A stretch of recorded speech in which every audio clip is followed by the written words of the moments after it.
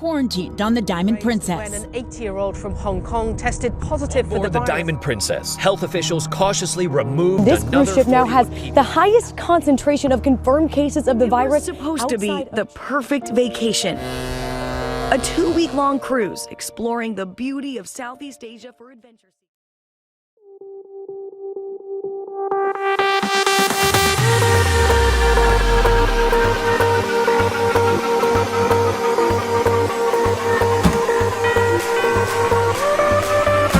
Did you hear about the man who fainted on the deck?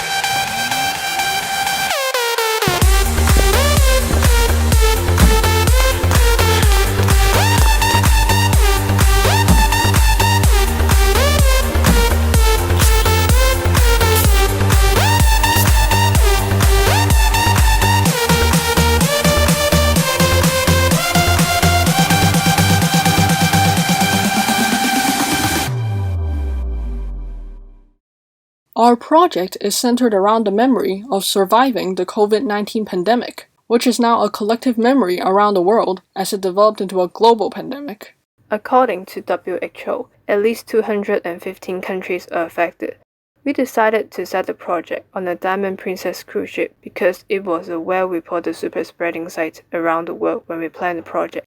According to CNBC, CDC revealed that at least 712 cases of COVID-19 were confirmed. Like a mini version of our society, interactions with the environment and social interactions can be modeled in a cruise ship environment. Thus, we decided to create a game based on the memory of a passenger on the Diamond Princess cruise ship during the outbreak, where the player attempts to survive the trip without getting infected.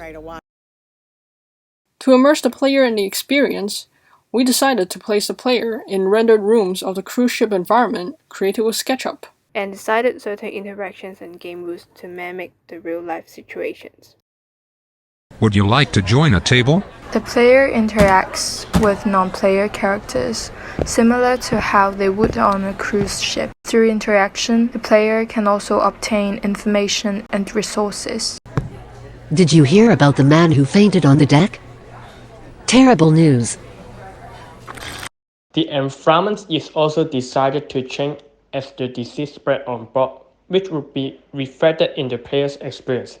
For example, the casino and swimming pool will be closed and cannot be accessed after stage 1. Some areas may also become contaminated at stage 2 so that the player will get infected when they interact with the environment.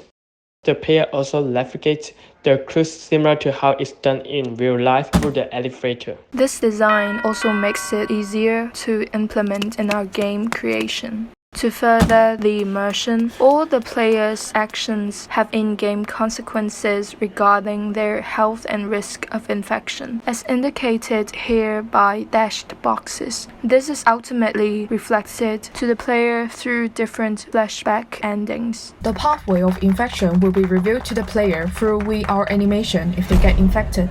The spreading of virus through the community will also be played if the player did not self-quarantine after showing symptoms. The player will also be shown how their actions help prevent them from being infected if they survive. Do you want to do yoga? As a virtual experience, the game emphasizes on how the player's decisions can influence the ending. The 3 different endings reflect on the player's efforts in maintaining their personal hygiene and their civic awareness. We hope that the player learns to understand how everyone in the society has a stake in the development of the pandemic.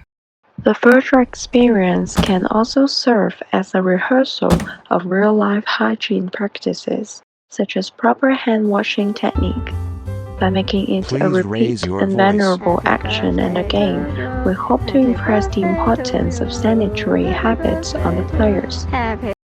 Role switching in the virtual experience may also help the player cultivate a sense of sympathy for those who are suffering from COVID-19 and thus lower their stigmatization and discrimination against COVID-19's patients.